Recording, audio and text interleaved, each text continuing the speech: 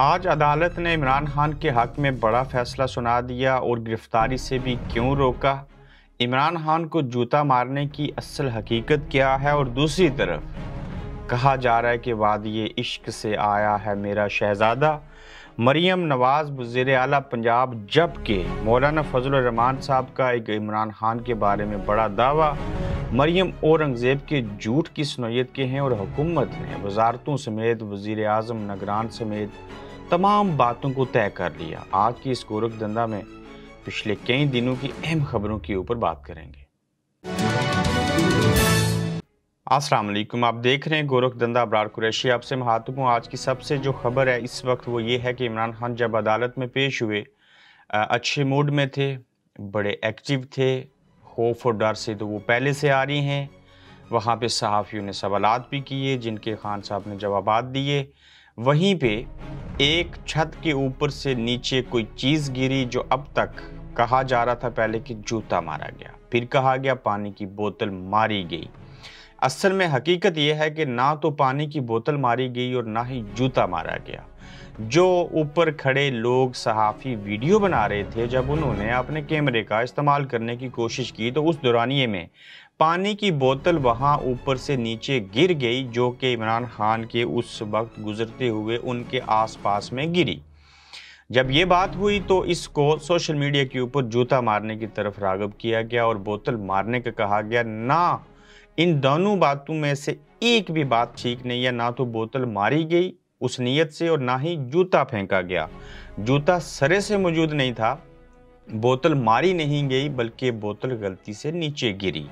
तो ये सारी सूरत हाल थी। मगर और अगर वहाँ पे पाकिस्तान के अवाम को, पाकिस्तान के मीडिया को अब नाम लेने की खान साहब की इजाज़त होती और अवाम को वहाँ आने की इजाज़त होती, तो उसके बाहर सियाने लोग ये कहते हैं कि वहाँ शायद बच्चियाँ खड़ी होती, स्कूल की बच्चियों ने हाथों में फूल लिए होते, वहाँ पे पाकिस्तान तहरीक इंसाफ के कारकुनान खड़े होते जो इमरान खान को 80% पसंद करते हैं और वो ये कह रहे होते कि वादिये इश्क से आया है मेरा शहज़ादा, ना कि इनको कोई जूता मारता और ना बोतल मारने की बात की जाती। जब पाबंदियां हैं, सारा कुछ है, उसके बावजूद इमरान खान साहब अदालतों में आ रहे हैं, पेश हो रहे हैं, सारी चीज़ें हो रही हैं। फिर देखिए कि जिस अदालत में इमरान खान साहब पेश हुए थे, पेश हुए हैं और उसके अंदर जब गए तो वहाँ पे अदालत ने ये कहा कि बिल्कुल खबरदार, इमरान खान को आप लोग गिरफ्तार नहीं कर सकते, बल्कि किसी भी केस में गिरफ्तार नहीं कर सकते, उस वक्त तक गिरफ्तार नहीं कर सकते जब तक अगली पेशी के ऊपर वो हमारे पास नहीं आते। यानी कि अदालत ने कह दिया कि इमरान खान को अगली पेशी तक गिरफ्तार नहीं किया जाएगा। इस मुल्क में जज जो मर्जी कहें, जो कुछ भी लिखा जाए, इसी मुल्क के अंदर इन्हीं ही जजों की अदालतों से शीशे तोड़ के कमांडोज ने, रेंजर्स ने इमरान खान साहब को गिरफ्तार कर लिया था और फिर उनको एक अच्छे कमरे में रखा गया, अच्छे खाने खिलाए गए, अच्छा नाश्ता करवाया गया और फिर उसके बाद छोड़ दिया गया। और फिर 9 मई हुआ।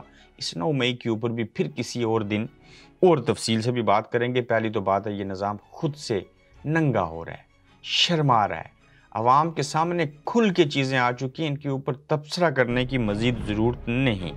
अब जब अदालत ने ये बड़ा हुक्म दे दिया है तो इस हुक्म की कोई खिलाफवर्जी करेगा या नहीं करेगा, मगर अगली पेशी तक इमरान खान को गिरफ्तार नहीं किया जा सकेगा। नई हुकूमत जो है उसके लिए बड़े ओहदों की तकसीम मुकम्मल। मिसाल के तौर के ऊपर पीपल्स पार्टी और नून लीग चाहती थी कि एक सियासतदान मुल्क का वज़ीर आज़म होना चाहिए। कौन? निगरान वज़ीर आज़म। मुख्तलिफ नाम आए।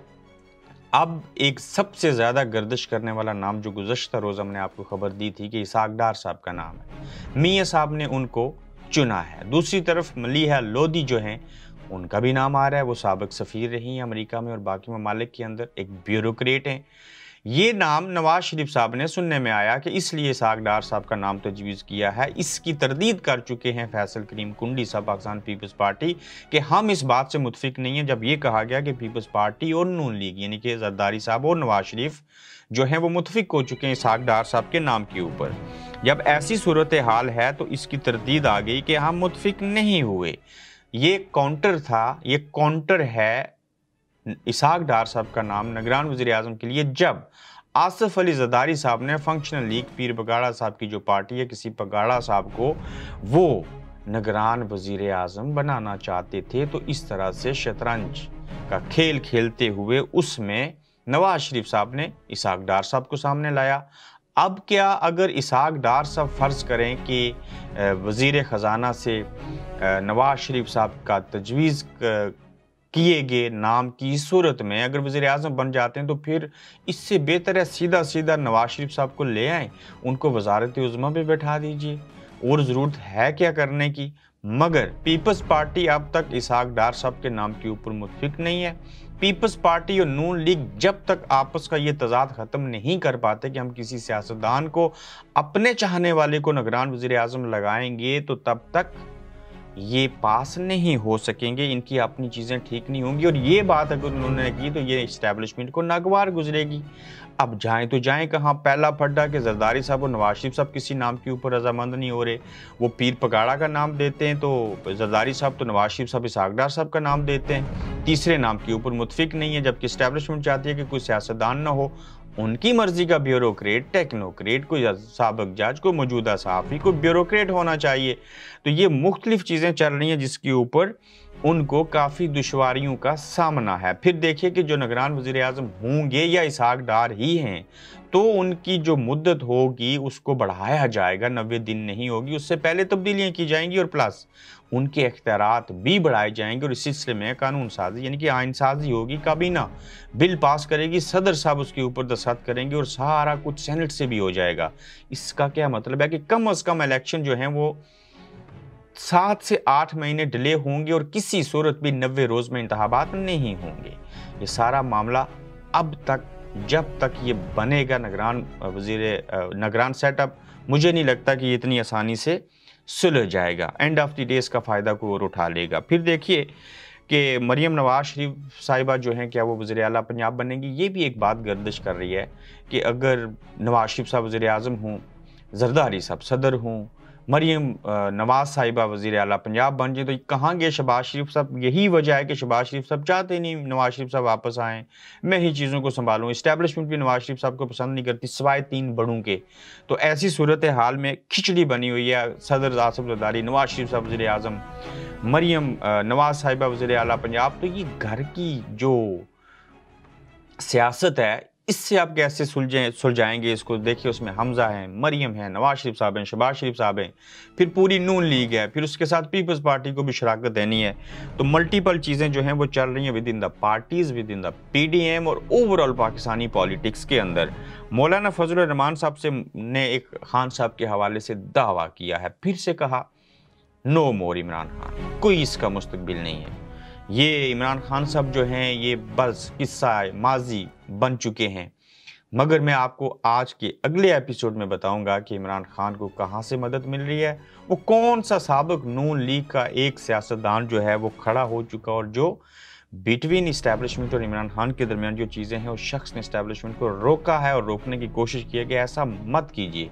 वो बड़ा इंटरेस्टिंग है, उसके ऊपर भी आपसे तफसीली बात करेंगे। मगर मौलाना साहब का ये दावा इसलिए झूठा है कि पाकिस्तान के अवाम जो हैं वो नहीं कहते नो मोर इमरान खान, वो कहते हैं मोर इमरान खान, यानी कि इमरान खान ही चाहिए, वो उसके साथ हैं।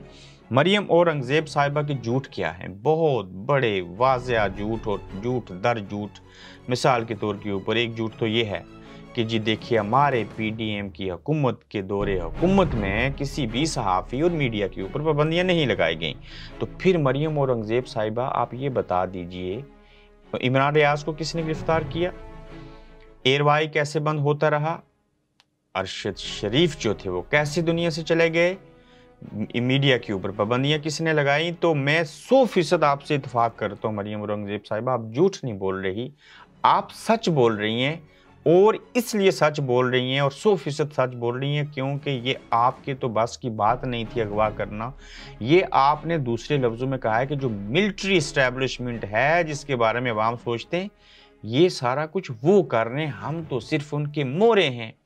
मैं फिर से कहता हूँ कि मरियम औरंगज़ेब साहिबा 100% सच बोल रही हैं, ये झूठ नहीं है। और सच वो ये कहना चाहती हैं ये बोल के असल में कि ये हम नहीं कर रहे, ये मिलिट्री इस्टेब्लिशमेंट कर रही है, ये नहीं कि ये इस्टेब्लिशमेंट कर रही है। तो लिहाजा पूरा सच, ये झूठ इसलिए लगता है कि आपने पूरा सच नहीं बोला, ताहम इसको आधा सच 100% मान लेते हैं। तो ये सारी सूरत हाल है। ये आज का गोरख धंधा था। दूसरे एपिसोड के अंदर मजीद अहम खबरों के साथ फिर आपसे मिलेंगे। आप देख रहे हैं गोरख धंधा अब्रार कुरैशी के साथ।